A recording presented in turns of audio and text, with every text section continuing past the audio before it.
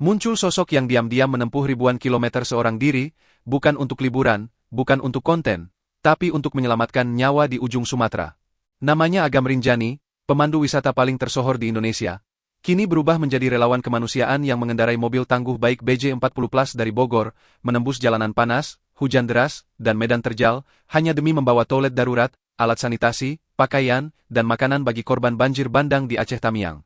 Perjalanan ini bukan sekadar petualangan. Ia adalah misi kemanusiaan yang lahir dari keprihatinan mendalam.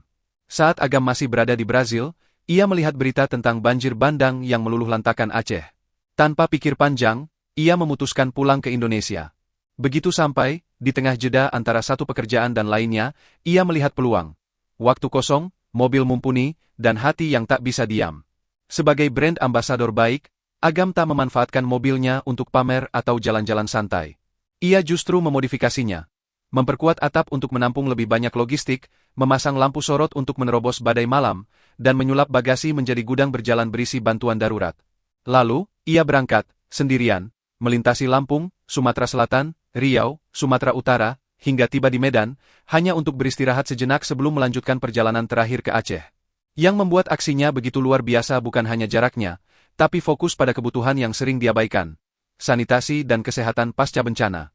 Di tengah fokus pada makanan dan selimut, Agam tahu bahwa tanpa sanitasi yang layak, wabah penyakit akan melanda lebih ganas daripada banjir itu sendiri. Diare, kolera, infeksi kulit, semua bisa muncul hanya karena kurangnya akses air bersih dan toilet darurat. Maka, misinya jelas. Membangun toilet sanitasi dan puskesmas darurat di lokasi yang paling terisolasi. Ia bahkan berkoordinasi dengan tim dokter dan pencinta alam dari Universitas di Semarang. Semua relawan yang siap turun tangan begitu ia tiba di Aceh. Ia tak hanya membawa barang, tapi jaringan solidaritas yang hidup. Bagi Agam, ini bukan soal popularitas. Ia tak mengunggah live setiap jam. Ia tak meminta donasi besar. Ia hanya melihat kebutuhan, lalu bertindak, tanpa drama, tanpa pencitraan. Di usia 36 tahun, ia memilih jalan yang jarang dipilih. Menjadi jembatan antara kemewahan dunia luar dan penderitaan di pedalaman. Yang paling mengharukan adalah kesendiriannya. Tidak ada kru, tidak ada tim dokumentasi, tidak ada backup. Hanya dia, mobilnya, dan ratusan kilogram bantuan yang harus sampai tepat waktu.